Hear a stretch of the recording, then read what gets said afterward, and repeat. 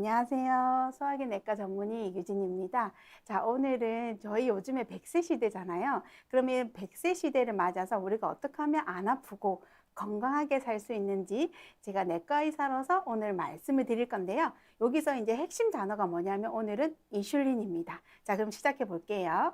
자, 이전에는 뭐 웰리스 하다가 이제는 롱제비티로 넘어왔어요. 그래서 이전에는 어떤 병을 예방한다고 하면은 지금은 어떤 의학이나 과학을 동원해서 어떻게 하면 우리가 이 젊은 상태를 계속 끝까지 유지할 수 있는가, 이런 롱제비티로 왔다는 거죠. 그래서 저희가 이전에는 이렇게 뭐 오래 살고 뭐 이제 한 뭐 10년 정도는 뭐 요양병원 누워서 있다 뭐 이렇게 됐다면, 지금은 이제 이게 오래 살면서 이제 오래 살았을 때 그 나이가 들어서도 그 젊었을 때 3, 40대 그런 좋은 이제 이런 퍼포먼스를 계속 끌고 가느냐, 이게 이제 롱제비티의 핵심이라고 보시면 됩니다. 그래서 롱제비티에 이제 이렇게 유명한 이제 선생님들이 있죠. 이제 이분은 과학자인데, 에린 버딩 같은 경우는 혈당 스파이크가 노화를 가속화한다. 그래서 아침에 시리얼이나 오렌지 주스 같은 걸 먹으면 이런 고혈당 조합은 노화를 촉진한다. 그 다음에 이제 조나단 같은 경우는 이제 의사인데, 혈당을 안정적으로 유지하는 것이 장기 건강, 그 다음에 건강한 노화를 위해서 매우 중요하다, 이렇게 말을 했는데요. 여기서 이제 두 사람의 공통점이 있죠. 혈당. 그래서 우리가 이제 요즘에 뭐 가속 노화니 저속 노화니 어떤 단어가 붐이 됐잖아요. 그래서 이제 저속 노화 뭐 이렇게 말씀들을 많이 하는데, 제가 보기에는 현재 우리나라는 노화의 가속 모드라고 생각이 듭니다. 그 이유는 저희가 이제 2010년도하고 2020년도에 30세 이상 성인을 대상으로 당뇨병 환자의 수를 한번 봤거든요. 근데 2010년도에는 한 320만 정도 됐어요. 당뇨병으로 진단받은 사람이에요. 근데 딱 10년 뒤에 2020년도에는 무려 600만 가까이, 거의 2배 가까이 늘었잖아요. 그러니까 10년 만에 2배가 늘었다는 거죠. 그래서 보시면은 2022년 기준으로 해서 30세 이상의 사람 성인에게서는 14.8%가 이제 당뇨병이라고 하면, 65세 이상에서는 약 3분의 1이 당뇨라는 거죠. 그러니까 나이가 들면 그만큼 당뇨 환자 수가 는다, 이렇게 보시면 되고요. 이제 당뇨병 전 단계의 경우에는, 그럼 당뇨병 전 단계는 우리가 어떤 단계를 말하냐? 공복 혈당이 99까지 정상인데 100에서 125, 당화혈색소는 6.5부터가 당뇨인데 5.7에서 6.4까지 있는 사람들을 저희가 당뇨 전 단계다, 이렇게 말을 하는데요. 이 30세 이상 성인에서 약 40%가 이런 당뇨병 전 단계라고 합니다. 자, 그리고 제가 개인적으로는 더 문제라고 생각하는 게, 이런 청소년층에서 굉장히 지금 당뇨를 진단받는 경우가 많아요. 그래서 이런 30세 미만 젊은 세대 당뇨병이 급증하고 있는데요.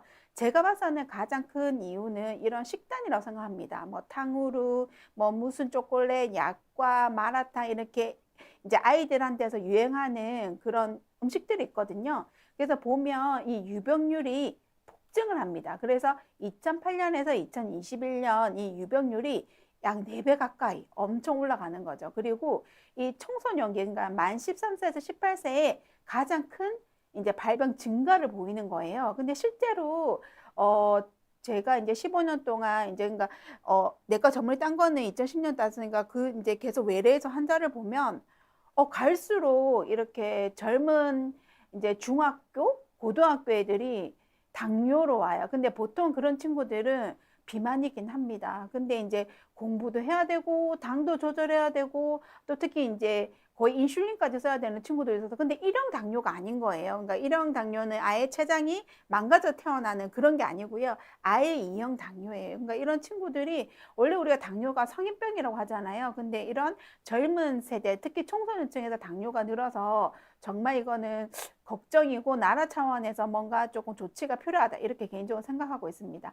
그래서 이런 당뇨병과 당뇨병 전 단계를 합쳐서 2022년 기준으로 봤었을 때 30세 이상 성인에서 약 56.2%, 그러니까 상당한 거죠. 사실은 당뇨병 전 단계까지 합치면 거의 30세 이상 성인에서 반 이상이 당뇨의 위험에 노출되어 있다, 당뇨다, 이렇게 보면 되는 거죠. 그래서 이제 제가 봐서는 우리나라는 이제 가속 노화 모드다, 그렇게 보면 되고요. 그러면 이제 이 뭐 여러 가지 롱제비티의 대표들이, 이제 대표 주자들이 말하는 그러면 혈당만 정상이면 과연 내가 롱제비티를 이룰 수 있을까? 건강할 수 있을까라고 한다면은 답은 노라는 거죠. 우리가 이제 이게 빙산이 있잖아요. 근데 이 혈당으로만 보기에는 한계가 있다는 거죠. 사실은 이 숨어 있는 더 큰 인슐린 저항성을 꼭 봐야 되거든요. 그래서 이 인슐린이라는 거는 우리 몸에서 어떤 역할을 하냐면 우리가 음식을 먹어요. 그러면은 이제 흡수가 돼서 이제 혈관으로 포도당이 들어오잖아요. 그럼 이제 췌장이 이제 인슐린을 내보내요. 그러면 이 인슐린은 우리가 이제 딱 세 가지 장기를 일단 기억하시면 돼요. 간, 지방, 근육 이렇게 기억하시면 되는데요. 간에서는 이 이제 당 신생을, 그러니까 혈당을 내보내는 것을 억제를 합니다. 그리고 지방에서 근육에서 이렇게 당을 흡수하게 만들어요. 그러면 이쪽으로 다 당을 몰아주면 혈관에 있는 당이 떨어지겠죠. 이게 바로 인슐린의 역할이라고 보시면 됩니다. 근데 요거는 이제 저희가 실제적으로 이제 요거는 췌장의 베타셀이에요. 여기서 요 녹색깔의 조그마한 이렇게 알맹이들 보이죠? 얘네들이 포도당인데요. 이 췌장의 베타셀에서 이런 포도당을, 그 인슐린을 내보내면 요게 세포거든요. 요렇게가 세포인데 세포에 있는 인슐린 리셉터에서 수용체에서 이렇게 인슐린이 딱 붙으면은 이런 아주 복잡한 작용을 거쳐서 세포에 있는 이제 글루트4라는 이 이제 이거 채널이 있어. 이게 이제 이렇게 세포막으로 가서 이제 여기 있는 당들이 들어오라 이렇게 이제 문을 활짝 여는 거죠. 그래서 이런 복잡한 과정이 있고 인슐린이 이제 우리 세포에 싹 들어오면은 여러 가지 뭐 단백질 합성이라든지 이런 여러 가지 작용을 합니다. 그래서 이 복잡한 구조인데요. 자, 우리 너무 어렵잖아요. 그래서 간단하게 설명을 하면 우리가 이제 음식을 먹어서 이제 혈관에 당이 올라가면 우리 몸에 있는 췌장에서 인슐린이 분비가 되고 세포에 이 당을 넣어줘야 돼요. 그래서 이 그림을 나타낸 건데요. 자, 그러면 인슐린 저항성은 뭐냐? 그러면은 인슐린이 인슐린 이제 이 수용체에 딱 붙어야 되는데 안 맞아요. 안 맞아. 그러면은 당이 이제 이 문이 쫙 열려야 되는데 문이 안 열리니까 열쇠라는 거죠. 열쇠가 안 맞으니까 문이 안 열리니까 당은 못 들어가고 그러면 이 열쇠가 안 맞나 저 열쇠가 그러면 다른 열쇠 한번 꽂아볼까 하고 계속 열쇠를 만드는 상태를 인슐린 저항성이라고 합니다. 자, 그러면은 이 인슐린 저항성은 결국 우리 몸에서 정상적인 대사 반응을 얻기 위해서 즉 혈당이 정상화되기 위해서는 평소보다 더 높은 더 많은 인슐린이 필요하다. 이것을 바로 우리가 인슐린 저항성이라고 합니다. 그러면 인슐린 저항성인 거는 결국은 인슐린이 계속 몸 피 속에서 엄청 높은 상태예요. 그리고 포도당이 아무리 인슐린이 많이 분비돼도 결국에는 이 포도당이 내성이 저하가 돼요. 그러니까 포도당이 원활하게 안 된다는 거죠. 뭐 예를 들면 공복 혈당이 높다던가 식후 혈당도 정상인 140을 넘어간다거나 이렇게 된다는 거죠. 그리고 이제 이 중요한 기전 중에 하나가 아까 제가 인슐린 작용하는 게 간, 지방, 골격이라 했잖아요. 근육이라 했잖아요. 그러면 간에서는 원래 당을 만들어내면 안 되는데 당을 만들어내고 근육에서는 당을 끌어가야 되는데 못 끌어가고 또 지방에서는 당을 끌어가고 지방 분해를 하면 안 되는데 오히려 지방 분해를 해버리고 이렇게 엉망진창이 되는 게 바로 인슐린 저항성이라고 보면 됩니다. 자, 그러면 인슐린 저항성 그러면 도대체 왜 생길까? 자, 보시면요. 여러 가지 원인들이 있는데요. 아까 제가 복잡한 그림 보여드렸잖아요. 이게 신호 전달 체계라고 보시면 됩니다. 근데 이게 한마디로 고장이 났다. 그러니까 이게 쭉 이게 우리 도미노처럼 쫙 이렇게 돼야 되는데 이게 하나 어긋나면서 더 이상 진행이 안 된다는 거죠. 그러니까 여기 지금 제가 복잡하게 했지만 결국 이게 쫙 해서 당이 들어오는 문이 쫙 열려야 되는데 안 열린다. 이렇게 보시면 돼요. 그래서 근육이나 지방에서 포도당 흡수가 안 되고 그러다 보니까 또 간에서는 계속 당을 만들어내고 이런 제대로 말귀를 못 알아듣는다는 거죠. 그래서 우리 인슐린 스위치가 이렇게 좀 묻어졌다. 그래서 이제 귀가 먹었다. 말귀를 못 알아듣는다. 그러니까 인슐린이 제대로 작용을 못하고 혈당은 계속해서 올라갈 수밖에 없는 거죠. 이게 이제 이제 원인 중에 하나고요. 자, 두 번째는 이런 잘못 쌓인 지방의 역습이라고 보시면 되는데요. 우리가 아까도 인슐린이 많아지면 지방세포에서 이제 지방 분해가 일어나면서 자유지방산, 그러니까 프리패티 애시드가 많이 만들어지고 그게 이제 간으로 가고 그래서 지방간이 되고 근육에도 가서 약간 우리가 참 비교하게 말씀드려 죄송하지만 마블링처럼 우리 고기 보면 마블링처럼 그렇게 근육에 지방이 많이 침착이 되는 거죠. 그러면서 이런 복잡한 대사를 거치면서 여러 가지 염증이 되는 거죠. 그래서 저희가 보면 당뇨 전 단계고 뭐 간 수치가 높은데 제가 최근에 어떤 분이 있었냐면 되게 간 수치가 높았어요. 근데 빼짝 마른 분이에요. 진짜 이렇게 완전 마른 분인데 초음파를 해보니까 지방간이 있는 거예요. 그래서 너무 이상해서 혹시 뭘 드시나 여쭤봤거든요. 그러니까 하루에 딱 한 끼만 먹는데 빵이나 초콜릿 이런 걸 먹는데요. 과자. 그러니까 거의 식사는 안 하시는데 정말 조금만 먹는데 그게 너무 식단이 안 좋았던 거예요. 그러니까 그게 전부 다 내장 지방이 되고, 그러니까 마른 비만인 거죠. 내장 지방이 되고 그게 인슐린 저항을 올리고 그런 케이스라고 보시면 되고요. 또 다른 거는 우리 사실은 지방이 굉장히 이것도 또 지방과 관련된 이야기인데요. 지방은 사실은 단순하게 우리의 에너지인 지방을 저장하는 저장 창고가 아니라 사실은 수많은 호르몬들을 분비하는 내분비 기관이라고 보시면 됩니다. 그래서 우리가 그거를 아디포카인이라고 하는데요. 그 안에는 아디포넥틴도 있고 렙틴도 있고 여러 가지가 있고 또 대표적인 우리가 염증을 일으키는 사이토카인이죠.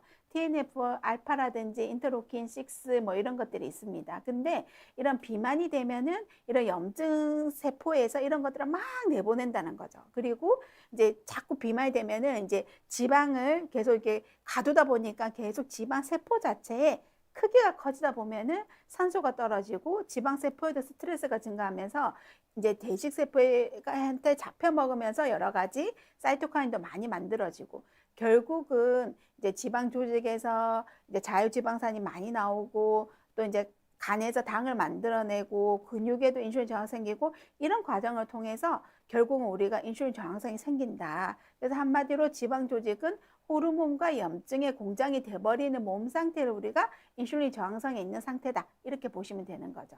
자, 이거는 뭐 쉬운 거예요. 이거는 뭐 이게 굉장히 제가 복잡하게 써놨지만 결국 한마디로 유전적인 원인도 있다. 이렇게 보시면 돼요. 그래서 똑같이 뭐 먹고 똑같이 생활하지만 어떤 사람은 당뇨로부터 이제 자유롭고 어떤 사람은 금방 뭐 당뇨 진행되고 이거는 유전 값이 있다는 거죠. 그 다음에 이제 요거는 요즘에 뭐 장내 미생물 하잖아요. 그래서 새로운 이제 연구 결과예요. 그래서 우리가 장내 미생물에는 퍼미큐티스와 박테리오데스, 프로테오박테리아 이런 것들이 있는데요.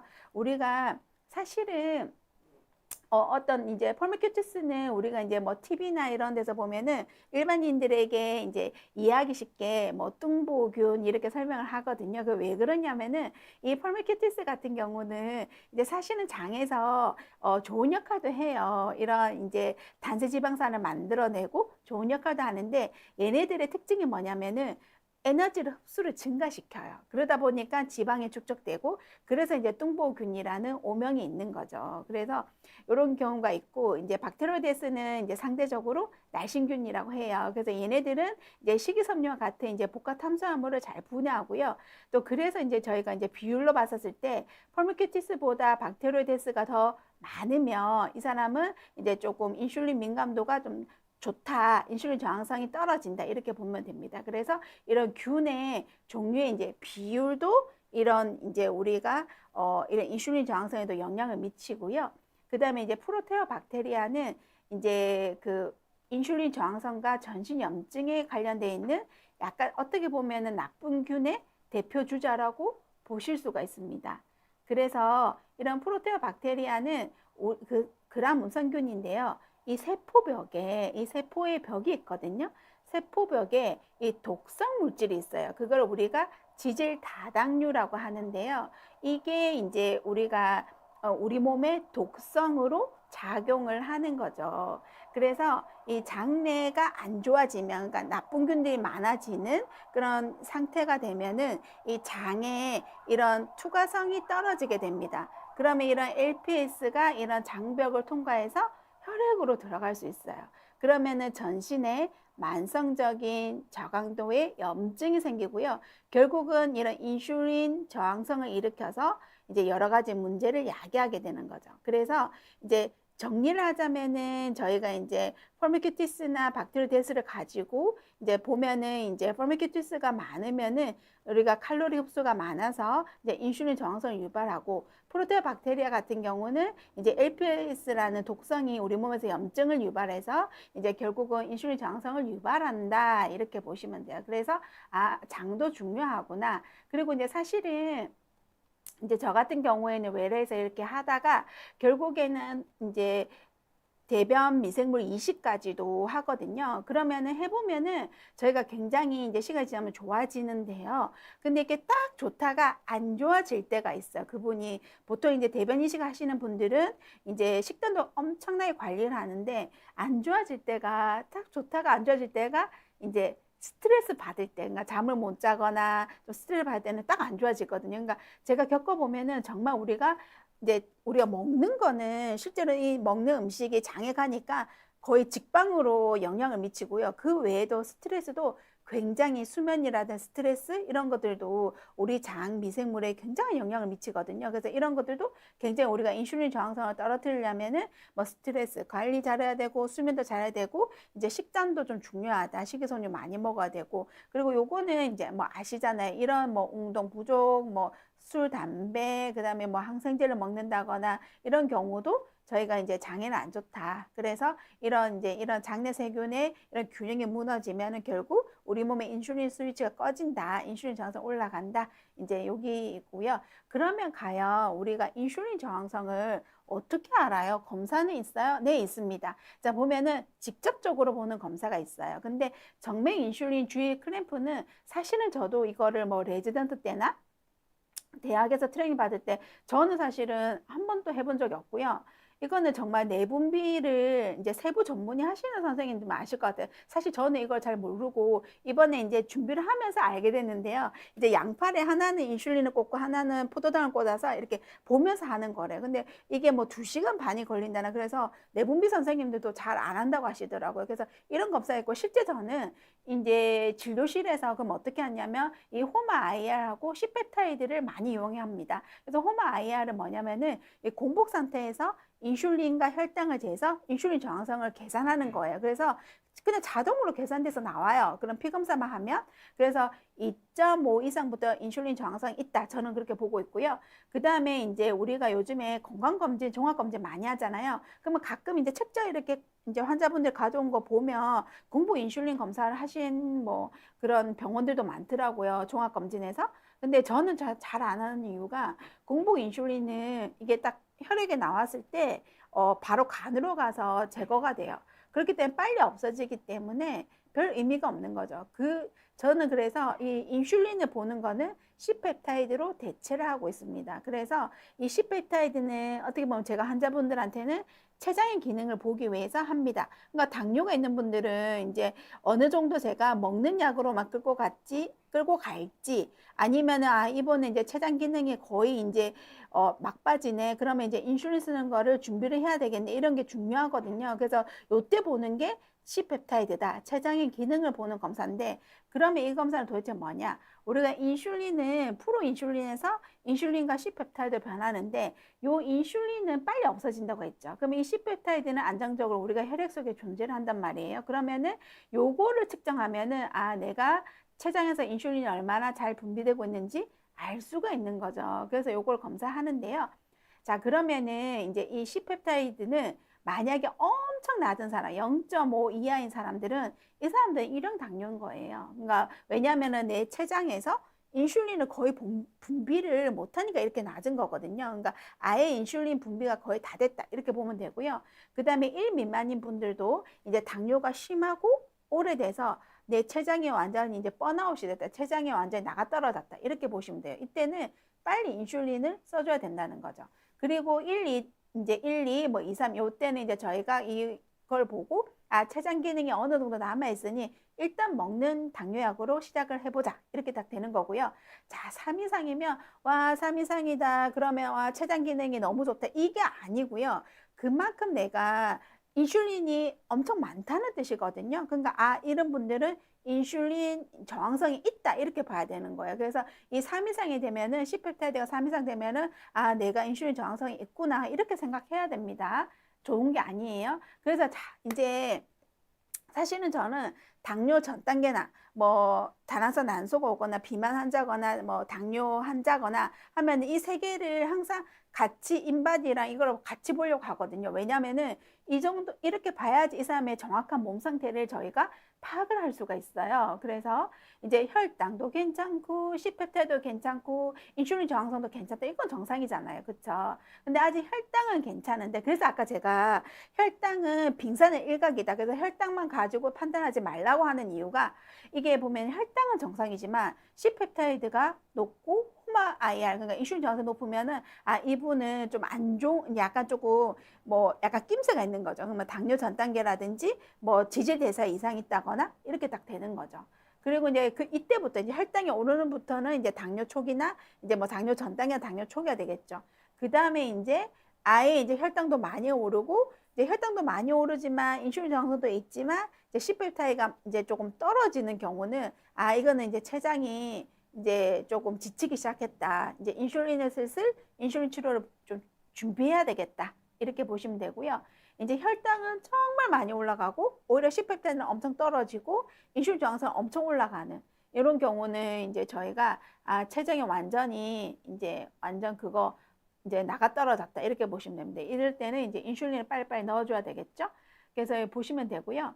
이제 그 외에 우리가 뭐 사실 이런 검사를 하는 병원도 있고 안 하는 병원도 있고 그럼 뭘 가지고 알 수 있냐? 사실은 여러분들께서 집에서 제일 먼저 잘 볼 수 있는 거는 바로 허리둘레입니다. 그래서 당연히 우리가 내장 지방이 많으면 인슐린 저항성이 높다 이렇게 생각하면 되거든요. 그래서 허리둘레 보시거나 아니면 인바디 해서 우리 뭐 헬스장 가도 인바디 해주잖아요. 그래서 헬스장 가서 인바디 해보고 내장 지방 레벨을 보는 거죠. 그리고 이제 우리 뭐 건강검진이라든지 피검사 했었을 때 중성 지방이 높고 이제 HDL이 낮다고 하면은 아 내가 인슐린 저항성이 있겠구나라고 짐작을 할 수 있는 게 인슐린 저항성이 있으면 우리 몸에서는 중성 지방을 많이 만들어내고요. 이게 이제 그 과정에서 HDL은 좋은 콜레스테롤 떨어지게 돼 있거든요. 그래서 실제로 제가 한번 가져와 봤는데 이게 정상이 P예요. 정상 여기 이제 혈구들이 깔아앉아 있고 이게 혈장인데요. 이게 정상은 맑은 혈장이에요. 하지만 이제 이렇게 인슐린 저항성이 있고 이분은 이제 당뇨, 뭐 지방간 싹 다 있는 분이거든요. 이분 같은 경우는 아예 살도 많이 쪘고 마운저를 지금 하고 있는데도 계속 술 하시고 뭐 이렇게 관리가 안 되시다 보니까 이렇게 이제 혈장이 거의 우유 색깔로 이렇게 이제 중성지방이 아주 올라간 케이스죠. 그래서 이런 피 검사만 해도 우리가 좀 어느 정도 인슐린을 꼭 측정 안 하더라도 알 수 있다 이렇게 보시면 되거든요. 그래서 그러면은 그 외에도 내가 이제 이런 증상들이 있으면 인슐린 저항성이 좀 높은 게 의심이 된다는 거. 어떤 증상이 있냐면 소변이 자주 마렵고 계속 목이 마르고 체중이 늘고 혈압이 올라가고 그 다음에 계속 단 게 땡기거나 이제 단짠이 땡기는 거죠. 단 거랑 짠 게 땡기고 너무 피곤하고 또 손발이 이렇게 조금 그 약간 조금 이렇게 따가운 약간 좀 센스가 이상해져요. 그러니까 약간 좀 지글지글하다 따갑다 이렇게 이제 통증이 생긴다 이렇게 표현을 하시고요. 특히 이제 보면은 뭐 사타구니나 겨드랑이 여기 목 뒤쪽에 약간 이제 색소 침착이 일어나요. 그러니까 피부가 본인 피부색보다 좀 더 진하게 뭔가 이제 되는 경우에는 이제 뭐 지저시라든지 이런 경우는 이제 아 인슐린 저항성이 있구나 이렇게 보시면 됩니다. 그러면은 이제 이런 인슐린 저항 생기면 우리 뭐 다 알잖아요. 뭐 이제 당뇨가 있는 건 알고 어떤 질환들이 생길까? 그러면 저 위에서부터 보면은 이제 이런 치매 잘 생긴다 하고요. 그 다음에 이제 뭐 협심증, 심근경색, 그 다음 비만, 그 다음에 이제 근육이 약해지고, 그 다음에 지방간. 근데 우리가 지방간을 우습게 여기면 안 되는 게 지방간이 결국 간경화 간암으로 가거든요. 실제 그런 케이스도 봤고. 그 다음에 이제 유방암이나 전리선암, 그 다음에 자궁암 이런 것들도 많이 생기고, 그 다음에 이제 우리가 만성 콩팥병으로도 가고, 그 다음에 다나선 난소 증후군 이런 것도 생길 수 있다. 이제 그러면 아까 뭐 다 우리 봤잖아요, 그렇죠? 그래서 당뇨는 이제 이렇게 혈당이 조절이 안 되니까 인슐린 저항성이 생겨서 혈당이 이제 제대로 세포로 못 들어가니까 당이 계속 올라가는 이제 당뇨가 생기는 거고요. 그 다음에 아까 지방간은 우리가 이제 지방세포에서 자유지방산이 과다하게 만들어지고 그게 간으로 가서 지방산과 포도당이 이제 중성지방 돼서 아까 보셨죠? 그 아까 환자분의 그 이제 혈장이 거의 우윳빛이었잖아요. 중성지방이 그렇게 많은 분들은 그렇게 보이거든요. 그래서 이제 중성지방이 많이 생성이 되고 그게 간에서 어떤 이제 우리가 셔틀버스가 있어요. BLD라는 셔틀버스가 있는데 그걸 타고 피로 나가야 되는데 그 셔틀버스가 잘 안 만들어지면서 이 간에서 만들어진 그 지방 알갱이인 중성지방이 간세포에 갇혀버리는 거예요.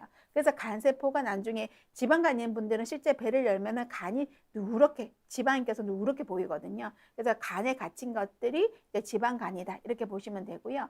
그 다음에 이제 저희가 아까 보셨다시피 인슐린 저항성이 있으면 이제 혈액이 이제 중성지방이 많아지고 LDL이 올라가고 HDL 좋은 콜레스테롤 떨어지고 이러니까 동맥경화가 유발돼서 이제 난리가 나는 거죠. 그리고 이제 LDL 중에서도 더 나쁜 그러니까 제가 이제 우리 환자분들 설명할 때 얘가 이제 우리가 이제 그런 범죄자라면 얘는 이제 사형 이제 그 악질 범죄자다 이렇게 설명을 드리거든요. 그러니까 스몰 덴스 LDL이 실제적으로 우리가 동맥경화를 굉장히 유발하는 주 요인이거든요. 그래서 이런 것들이 만들어지고 결국은 죽상 동맥경화가 발전한다. 그리고 저희가 이제 인슐린이 혈관 이제 내피에 이제 작용을 해서 에노라는 물질을 만들어내서 혈관 확장을 시키는데 인슐린이 이제 저항이 생기면 이 기능이 안 되면서 이제 혈관 확장이 제대로 안 되는 거예요. 그러니까 혈관은 잘 못 늘어나고 자꾸 혈관 안으로 이렇게 동맥경화 유발이 되니까 혈관이 좁아져서 이제 심혈관 질환이 이제 협심증이나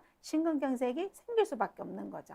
그리고 저희가 이제 혈당이 우리가 뇌는 거의 포도당을 다 에너지원으로 써요. 아시죠, 여러분들?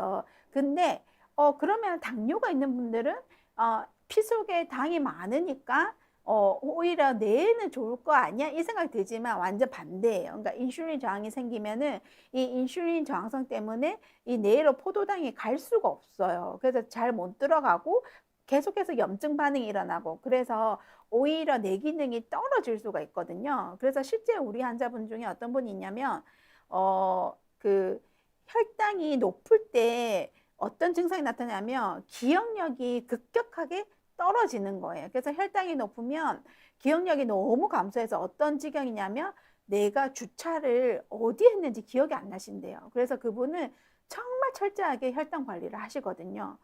젊은 분인데도 그래요. 그래서 이런 이유로 이제 그분은 그런 거죠. 그리고 이제 우리가 투석 돌리는 분들 중에 많은 수가 바로 당뇨 환자분이십니다. 그래서 당뇨가 있으시면요, 염증이 이런 아까 제가 말씀드렸던 이런 염증 사이토카인 때문에 이제 혈관도 상처가 나고 이제 또 거기에다가 이제 아까 지방 세포가 제가 이제 여러 가지 호르몬들을 만들어낸 데 있잖아요. 근데 이런 레프틴 호르몬들은 콩팥의 도구로 작용을 합니다. 그리고 아디포넥틴도 이제 인슐린 감소성을 이제 떨어뜨리고 이제 인슐린 감소를 증가시키고 항염증장을 하는데 이것도 떨어져서 이제 상대적으로 아디포넥틴도 떨어져서 이런 이제 인슐린 저항성이 올라갈 때는 콩팥이 상한다 이렇게 보시면 되고요. 그 다음에 이제 저희가 실제로 다낭성 난소 증후군 환자들도 저한테 많이 오시거든요.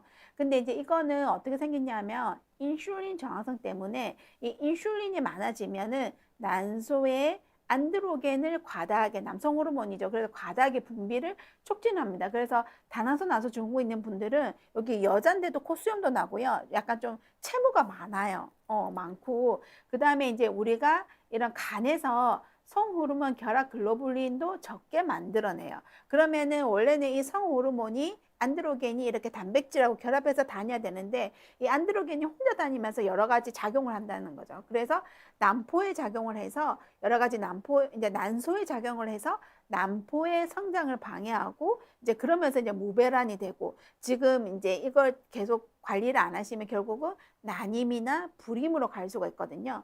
그래서 이제 산부인과 가시면은 주로 이제 피임약이나 이런 걸 처방받거든요. 그리고 이제 선생님들이 그냥 살 빼라. 왜냐하면 이 사람들은 인슐린 저항성을 깔고 있기 때문에 지방간이나 당뇨나 당뇨 전 단계 비만이거든요. 그래서 내과로 협진을 내시기도 하는데요. 근데 사실은 저는 개인적으로는 그런 피임약을 먹고 이런 호르몬제만 먹어서 될 게 아니에요. 왜냐면은 병의 기전이 근본 원인이 인슐린 저항성이기 때문에 이 인슐린 저항성을 반드시 좋게 해줘야 됩니다. 그래서 이런 분이 오시면 저는 인슐린 저항성을 개선시키는 비만 치료로 들어가는 거죠. 그렇게 하면 한 6개월만 하면요. 그러니까 살은 빠지고 한 최대 6개월 정도 되면 이제 생리가 원활하게 돌아옵니다. 그래서 꼭 여러분들도 혹시나 여러분의 자녀, 요즘에 젊은 분들 되게 많이 오거든요. 그러니까 중학생, 고등학생들이 이제 엄마 손잡고 내 거로 많이 오시는데, 그래서 이제 자녀분들 그러면은 꼭 이제 애만 보낼 게 아니라 엄마도 오셔서 이 인슐린 저항성은 결국은 식단 관리를 해야 되거든요. 그래서 엄마도 같이 교육을 좀 받으셔야 됩니다. 그 다음에 이제 우리 암이 있는데요. 암은 이제 인슐린이 이제 이런 아까 제가 세포에 뭐 인슐린 그 수용체가 있어서 이런 여러 가지 작용한다. 아까 뭐 복잡한 사진 보여드렸잖아요. 그게 암세포도 있어요. 그래서 인슐린이 암세포에 붙으면은 그런 작용을 하면서 암세포의 증식을 유발하고, 인슐린이 이제 저희가 IGF라고 인슐린 유사성 이제 성장 그거 팩터가 있어요. 그래서 결국은 이게 암세포를 성장을 늘린다고 합니다. 그래서 인슐린이 많으면은 IGF가 계속 많아지고 늘어나서 이것이 종양세포 성장을 유발하고요.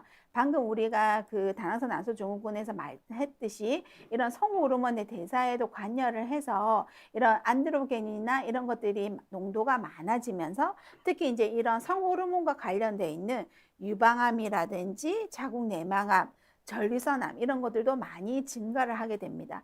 그리고 우리 생각해 보면은 이게 이제 인슐린 저항성은 결국은 큰 틀로 생각하면 딱 하나만 말을 하면 그냥 만성염증이라고 생각하시면 되거든요. 그래서 이런 만성염증 우리 몸에 계속 있다 보면은 어쩔 수 없이 이제 DNA 변화가 생기고 결국 암이 잘 발생한다는 거죠. 그래서 딱 하나만 찝을 수는 없지만 암 발생의 원인으로는 이런 크게 4가지가 있다. 이렇게 그냥 듣고 흘러 넘기시면 됩니다.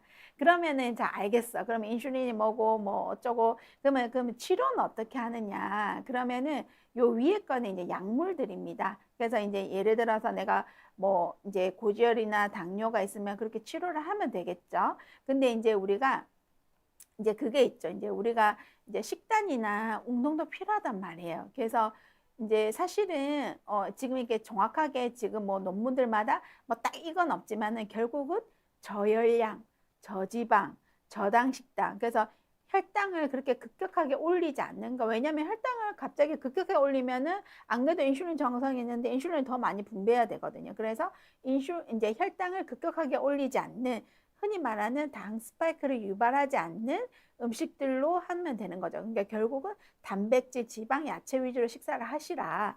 그렇게 하면 되고, 주 5일 이상 하루에 30분에서 1시간 정도 유산소와 근력을 하는데, 유산소 할 때는 심박을 올려야 되거든요. 그래서 이게 유산소 할 때 예를 들면 이제 파트너랑 같이 뛴다고 하면은 이렇게 약간 이제 풀 문장으로, 완전 문장으로, 예를 들어서 오늘 밥은 먹고 왔어 이렇게 대화가 안 되는 거죠. 밥은 이렇게 이런 식으로, 그러니까 이 정도 심박을 올리는 운동을 하시라. 근데 사실 쉽지 않아요. 이게 뭐 직장 다니고 하는데 하루 주 5일 이게 하루에 최소 30분에서 1시간, 이게 운동이 말이 쉬워서 이게 사실은 안 되거든요. 그래서 결국은 정말 식단 관리로 가셔야 될 것 같아요. 저는 개인적으로. 그래서 안 되면은 근력 운동이라도 하시고, 저희가 직장인 분들은 제가 계속 우리 환자분들한테 잔소리하는 게, 그러면 식후에 조금 움직이시라, 좀 산책을 하시든지, 이제 추운 겨울이 오니까 이제 아니면은 조금 이제 뭐 엘리베이터 타지 말고 좀 사무실까지 이제 계단을 이용해서 운동 삼아 올라가시라 이렇게 말씀을 드리거든요. 그 다음에 이제 우리가 체중의 한 5에서 7%만 빼도 이제 당뇨 발생이 60% 예방 지연되고 이제 인슐린 저항성이 유의하게 개선된다. 이제 그렇게 보면 되고, 요거 제가 케이스는 뒤에 좀 보여드릴게요. 그래서 사실은 제가 이렇게 보다가 항상 이제 이시영 박사님 보면은 되게 대단하시더라고요. 근데 올해 이제 92살이고 내년에는 93세래요. 근데 보니까 이제 지금 연세가 많아서 운동은 잘 못하시는데 보면은 아침에는 이제 계란, 채소, 뭐 누룽지 조금, 그 다음에 점심은 이제 현미밥, 두부, 생선, 나물 위주로 하고, 저녁은 뭐 과일 몇 쪽이나 죽을 아주 살짝만 드신대요. 그러니까 거의 소식을 하시고요. 또 규칙적으로 드시고, 왜냐하면 이게 규칙적으로 안 먹으면 이게 먹을 때 확 먹으면 혈당도 많이 올라가고 인슐린도 많이 분비되거든요. 그리고 이제 웬만하면 저혈당의 식사로 하시고, 그리고 저칼로리, 주로 찜 요리를 좋아하신대요. 그러니까 우리가 뭐 이제 같은 식사를 하더라도 뭐 볶거나 이런 것보다는 찜 요리가 이제 영양소 파괴도 적고 칼로리도 낮아서 이런 좋다, 롱제비티에 좋다 이렇게 보시면 되고요. 자, 이거 치료는 우리가 이제 이제 사실은 이거 당뇨 치료 약이거든요. 근데 사실은 뭐 인슐린 저항성이 심하거나 당뇨 전 단계거나 아까 다낭성 난소에 있는 분들한테 쓰셔야 되는데요. 만약에 우리가 나는 그런 약 쓰기 싫다면은 GLP-1 리셉터 아고니스트를 쓰시면 됩니다. 뒤에 가서 말씀을 드릴 건데요. 일단 바이구아니드라는 약이 있어요. 이 약은 대표 주자인데요. 우리가 메포민, 다이아백스라고 많이들 들어보셨을 거예요. 그래서 당뇨 있는 분들은 거의 1차 약제로 쓰고 있기 때문에 많이 처방을 받으실 거고요. 이제 다낭성 난소에 있는 우리 젊은 친구들한테도 저는 이 약을 씁니다. 그래서 인슐린 저항성을 좋게 해주거든요. 그래서 이 약이 인슐린 저항성을 좋게 해주는 이제 요인은 이제 인슐린 수용체에서 아까 그 복잡한 거에서 이제 타이로신 키나제 활성을 올리고 이제 이제 이게 글루트4 아까 포도당이 들어오는 문은 이제 문이 이제 제대로 작동하게 문의 활성도를 높인다는 거죠. 그리고 이제 그 지방세포에서 유리지방산을 많이 만들어내는 그거를 못하게 한다. 이렇게 받아들이시면 되고요. 사실은 이 약 드시면은 이런 인슐린 저항성이 좋아지면서 뱃살이 잘 빠집니다. 그래서 만약에 이제 내가 저 같은 경우는 이제 어르신들 중에 굉장히 이제 근육도 작고 마른 분이 있어요. 그러면 제가 이 약을 진짜 최소한으로 하고 웬만하면 안 넣어드리려고 하고요. 이제 예를 들어서 비만하고 내장 지방이 많으신 분들은 당뇨약 넣을 때 이 약은 조금 많이 쓰기나 이제 용량을 올리기도 합니다. 그 다음에 이제 우리가 GLP-1 리셉터 아고니스트라는 약이 있는데요. 리라글루타이드, 세마글루타이드, 뭐 둘라, 엑세나타이드, 그 다음에 티르제파타이드 이게 이제 얘가 마운자르고 뭐 위고비고 많이 들어보셨죠? 옛날에 삭센다 뭐 당뇨 있는 분들은 트루시티 아실 건데요. 이제 이거는 인슐린 이제 분비를 베타셀에서 인슐린 분비를 늘리고 그다음에 이제 이런 아까 말씀드렸던 그런 대식세포의 염증 반응을 억제해서 이제 인슐린 저항성을 줄이는 역할을 하게 됩니다. 그래서 이런 약들도 쓰시면 효과를 보고요. 그래서 예를 들어 당뇨가 있는 분들은 이제 트루시티 같은 경우는 급여가 되니까 쓰시면 되고 이제 저희가 희소식이 이제 그 위고비나 마운자르도 이제 뭐 올해 말 내년 초 되면은 급여가 될 것 같습니다. 그래서 이제 그런 이제 당뇨가 있는 분들은 그렇게 하시면 되고요. 당뇨까지는 아니더라도 내가 이제 복부 비만이 심하거나 인슐린 저항성이 있는 분들은 이런 약제들 사용하시는 걸 저는 강력하게 추천을 드립니다. 그 다음에 이제 우리가 TZD라는 약물이 있는데요. 이제 뭐 피오글리타존, 로시클리타존들은 이런 당뇨약인데요. 이것도 이제 인슐린 저항성을 증가시킵니다. 그래서 올리는 이제 지방이나 근육간, 인슐린 자극하는 대표적인 장기죠. 여기에서 인슐린 감소성을 증가시킨다고 보시면 됩니다. 근데 저는 이 약은 좀 그러니까 잘 쓰기도 하지만 왜냐하면 효과가 좋아요. 혈당도 잘 떨어지고 하는데 간혹 이 약 쓰고 나서 붓는 분들이 계세요. 그래서 저는 이 약은 이제 조금 그렇게 많이 쓰진 않고요. 그래도 좀 좋아라는 약 중에 하나입니다. 그리고 SGLT2라는 약이 있는데요. 자, 우리 이제 요게 이제 신장의 콩팥의 사구체입니다. 근데 콩팥은 혈관으로 된 덩어리거든요. 근데 우리 이제 신장을 우리 몸의 필터라고 말하잖아요. 그래서 왜 그러냐면은 노폐물은 빼내서 오줌으로 내보내고 영양분은 다시 재흡수를 해서 우리 혈관으로 되돌려 놓거든요.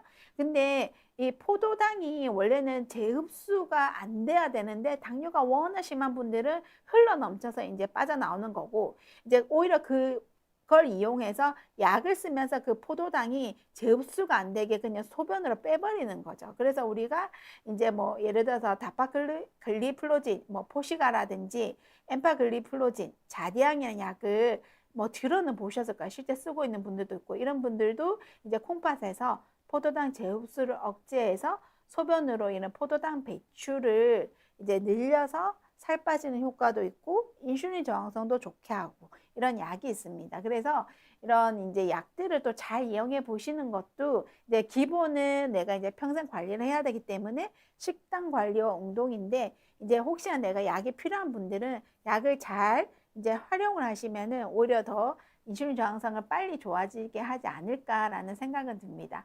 그리고 저희가 이제 조금 더 케이스를 들고 왔으면 좋았을 건데 제가 이제 슬라이드가 많다 보니까 오늘은 한 분만 제가 이제 가지고 왔는데요.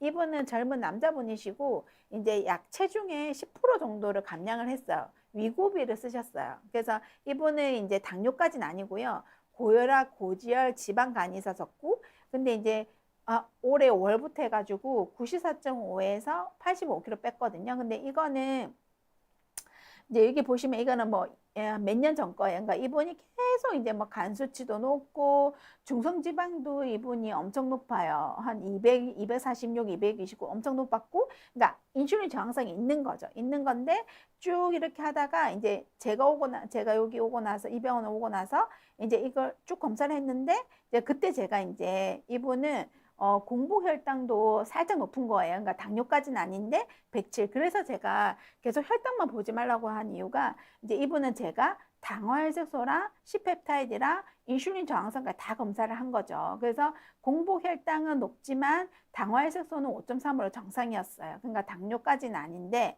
당뇨 전 단계이고, 근데 C펩타이드를 해보니까 2.7이었어요. 그래서 거의 이제 인슐린 저항성에 가까운 거고, 이제 호마를 인슐린 저항성을 보니까 2.78이었어. 아까 2.5 이상이면 인슐린 저항성이 있다고 보면 되는 거죠. 그러니까 이 사람은 인슐린 저항성 때문에 지방 간염이 있는 거고, 고지혈증이 있는 거고, 고혈압이 있는 거예요. 그럼 뭐다? 이 사람은 무조건 인슐린 저항성을 좋게 해줘야 된다. 그러면 아까 이분은 당뇨까지는 아니니까 쓸 수 있는 게 우리가 뭐 위고비나 마운자로 계열인 거죠. 그래서 위고비 쓰시면서 이제 식단 관리하셨거든요. 그래서 이번에 검사를 쫙 해보니까 너무 좋죠. 혈압도 떨어져서 혈압약 끊었고요. 지금 보시면은 이제 인슐린 저항성이 2.78에서 0.7로 떨어졌어요. 그리고 이제 인슐린 저항성이 좋아지니까 C펩타이드도 2.7에서 이제 정상으로 떨어졌고요. 1.1로 떨어졌고요. 그 다음에 저희가 이제 나머지 간 수치나 콜레스테롤 다 좋아지셨어요. 그래서 이제 이렇게 이제 이분은 이제 체중을 빼시면서 그게 내장 지방을 위주로, 그러니까 사실은 저희가 체중을 뺄 때 잘못 빼면은 지방을 안 빼고 근육을 빼고 수분을 빼서 이게 제대로 이런 효과를 못 보시는 분도 있는데, 어쨌든 이분은 잘된 케이스라서 가지고 와봤습니다. 그래서 우리가 이제 이런 이제 우리가 젊고 건강하게 오래 살려고 하면은 우리가 기억해야 되는 거는 혈당도 혈당이지만 결국은 인슐린 저항성을, 인슐린이라는 단어를 꼭 기억하자. 이렇게 보시면 되겠습니다.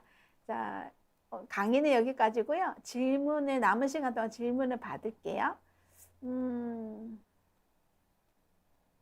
네, 고지혈증이 생기면, 이창님께서 고지혈증이 생기면 이렇게 빨리 약을 먹을수록 경과가 좋다 들었는데 당뇨도 똑같을까요? 네, 똑같습니다. 그래서 당뇨를 진단받는 분들은 가끔 이런 분이 있어요. 아, 원장님, 내가 한 3개월만 시간을 달라. 내가 이제 그동안 막 먹고 운동 안 해서 생긴 거니까 내가 운동도 하고 이렇게 오겠다라고 하시는 분들이 계시는데요. 저는 사실은 반대를 하죠. 근데 이제 본인이 강력하게 원할 때는 그렇지만 저희가 이제 최대한 빨리 치료를 할수록 이게 이제 그 유산 효과라고 우리도 그렇잖아요. 젊은 시절에 이제 과소비 안 하고 열심히 먹고 재택한 사람들은 나이 들어서 이제 노년이 이제 중후년으로 중장년이 되면은 좀 여유가 있잖아요. 근데 저축 안 하고 투자 안 했던 젊은 시절에 그렇게 했던 분들은 이제 중장년 때 좀 힘들 수도 있잖아요. 그러니까 마찬가지예요. 처음에 당뇨를 진단받고 빨리빨리 치료하면은 훨씬 이제 합병률도 적고 좋습니다. 그 다음에 이상진님께서 당뇨는 타고난 거랑 시스카니아 발병 영향 정도가 뭐가 더 클까요? 그러면 이거죠. 이제 뭐 조상 탓이냐, 내 탓이냐. 당뇨는 내 탓이 큽니다. 물론 저희가 이제 그 부모 이제 직계 엄마 아빠 중에 한 분이라도 당뇨가 있으면 25% 올라가고 그런 게 있는데 사실은 그런 게 있어요. 유전이 있지만 저는 개인적으로는 이제 그래도 이제 조상 탓보다 내 탓이 더 크다. 그래서 더 이제 그런 거 있는 거죠. 그러니까 예를 들어서 부모님이 완전히 뭐 당뇨가 아무도 없다 이러면은 똑같은 노력을 하면 그분은 더 효과가 좋은 거고요. 만약에 이제 부모님이 당뇨가 있다면 똑같은 노력에 배는 해야지 그만큼 혈당을 유지할 수 있다. 이런 건 좀 있습니다.